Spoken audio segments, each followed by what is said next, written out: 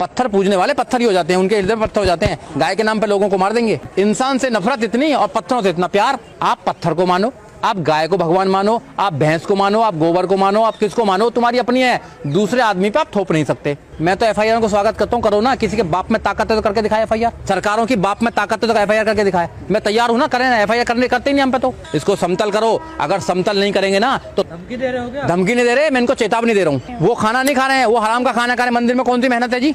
काय की मेहनत है मंदिर में? मंदिर में बैठ के काय की मेहनत है? ब्रह्मा के मुख से ब्राह्मण, भुजा से क्षत्रिय, जंघा से वैश्य और चरण से शूद्र। तो एक बुजुर्ग पर वो टूट पड़ा। जिसने अपनी माँ का दूध दिया वो भगवान को गाली दे, मेरे भगवान को गाली दे, पूछूंगा नहीं। अस्सलामुअलैकुम दोस्तों एडवोकेट सुजीत भाई ने तो अंधभक्त और उनके धर्म को कोई वॉशिंग पाउडर के बिना ही बहुत अच्छी तरह से धो डाला, जो आप आगे इस वीडियो में देख सकेंगे। तो आइए देखते हैं। जिस गाय को माँ मानते हैं वो गाय प्लास्टिक खा रही है, भावना नहीं भड़कनी क्या लोगों की है? जिसको ये गंगा माँ मानते हैं उसमें सारे लोग शौच करते हैं, इतनी गंदी पूरी दुनिया में नहीं नदी होगी, उस भावना नहीं भड़कती क्या? मुख्यमंत्री का भड़क नहीं भड़कती क्या? गया, हाँ, उससे तो कोई फर्क नहीं पड़ा। तो भावना तो ये लोग संविधान को खत्म कर रहे हैं, भावना तो ये कर रहे हैं भैया। धर्म एक आपकी इंडिविजुअल एक होगी। आप पत्थर को मानो, आप गाय को भगवान मानो, आप भैंस को मानो, आप गोबर को मानो, आप किसको मानो, तुम्हारी अपनी है। दूसरे आदमी पे आप थोप नहीं सकते। आप ये थोपेंगे कि नहीं, आपको मानेंगे शक्ति यहाँ से आ रही है, शक्ति नहीं, शक्ति तो संविधान से आ रही है। अगर संविधान इस देश में नहीं होता तो मुझे पढ़ने का अधिकार नहीं होता, मैं वकील नहीं बन पाता, मैं पैसे नहीं कमा पाता, मैं अपने बच्चों को नहीं पाल सकता, मैं अच्छा जीवन नहीं जी पाता। तो शक्ति तो यहाँ से आ रही है मेरे पास। मैं तो संविधान को मानता हूँ। आपका इंटरव्यू देख के कुछ लोग आप पर एफआईआर कर सकते हैं। एफआईआर करो, मैं तो रात दिन एफआईआर ही कर जाता हूँ। मैं तो एफआईआर को स्वागत करता हूँ, करो ना। किसी के बाप में ताकत है तो करके दिखाए एफआईआर। मैं बोल रहा हूँ सरकारों की बाप में ताकत है तो एफआईआर करके दिखाए। मैं तैयार हूँ ना, करें ना। एफआईआर करते ही नहीं हम पे तो, करते नहीं है। लॉ का स्टूडेंट हूं मैं, संविधान पढ़ता हूं, बाबा साहब डॉक्टर अम्बेडकर मैं उनका मानने वाला हूं। करें ना एफआईआर, कौन ना करे एफआईआर? करें तो सही, कम से कम रिकॉर्ड तो बनाए, इतिहास तो बने कि हाँ किन चीजों पे एफआईआर होती थी। यहाँ पर बोलना, ये बोलना नहीं रोक सकते हैं। चलिए ठीक, ये बोलना नहीं रोक सकते हैं। बोले हम बोलेंगे, हम ऐसे ही बोलते रहेंगे, बोलते बोलते दुनिया से जाएंगे। क्योंकि हम लोग जो है सच्चाई बोलते हैं, हम झूठ नहीं पढ़ने देंगे। क्योंकि अपने बच्चों को कुछ दे के जाएंगे। जो आदमी अपने जनरेशन को कुछ दे के नहीं जाता है वो देश को अच्छा नहीं बना सकता है। ये लोग कहते हैं ऊंच नीच ना समाज में। अगर किसी खेत में ऊंच नीच होगी तो अच्छी पैदावार हो सकती है क्या? उसको समतल करना पड़ेगा ना। समाज में ऊंच नीच रहेगी, अच्छा समाज बन सकता है क्या? कभी नहीं बन सकता अच्छा समाज।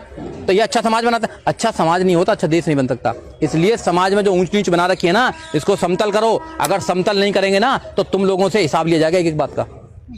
हर बच्चा हिसाब लेगा तुमसे। धमकी दे रहे हो क्या? धमकी नहीं दे रहे, मैं इनको चेतावनी दे रहा हूँ। मैं इनको चेतावनी दे रहा हूँ, बता रहा हूँ कि आप कर देंगे जो कुछ करना है, मगर आने वाली पीढ़ियों को आपको भुगतना पड़ेगा। आपको भुगतना पड़ेगा, क्योंकि लोग जागरूक हो रहे हैं। क्योंकि तुमने दूसरे लोगों का माल खा रखा है। तुम इतने मोटे मोटे कैसे हो रहे हो? कोई आदमी फालतू खाएगा किसी आदमी का जब भी तो इतना मोटा होगा।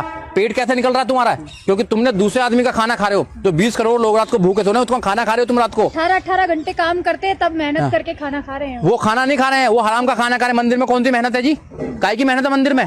मंदिर में बैठ के काय की मेहनत है? प्रधानमंत्री जी दिमाग लगाते हैं। काय की मेहनत है बताओ?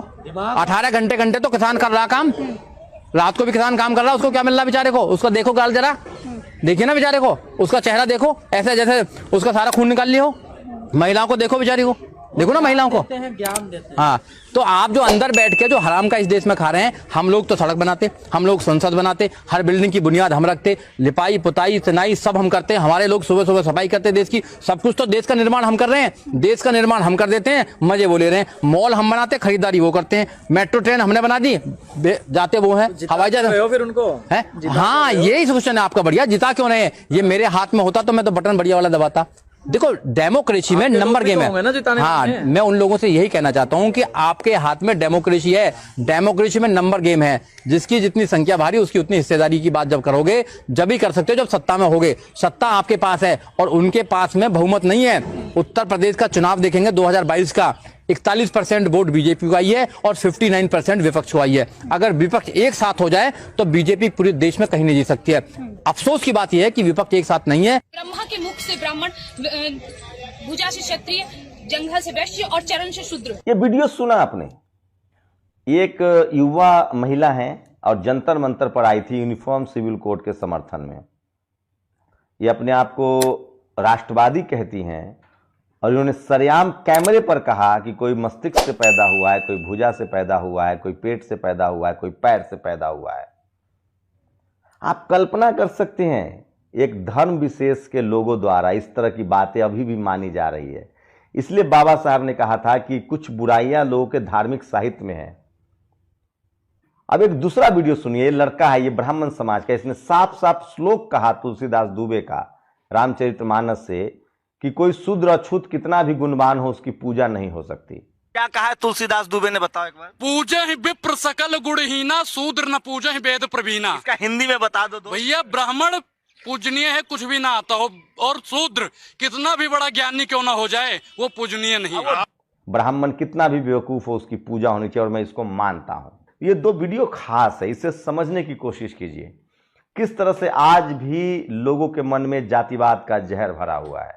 जैसे ही आप इन लोगों से सवाल करेंगे कि हिंदू तो मैं भी हूं, हमारे पास जमीन क्यों, इस देश के 90% SC ST OBC के पास जमीन क्यों नहीं है, वो हाई कोर्ट में क्यों नहीं है, सुप्रीम कोर्ट में क्यों नहीं, वो जज क्यों नहीं है, कलेक्टर DMSP क्यों नहीं है, तो बोलेंगे मेरिट की वजह से।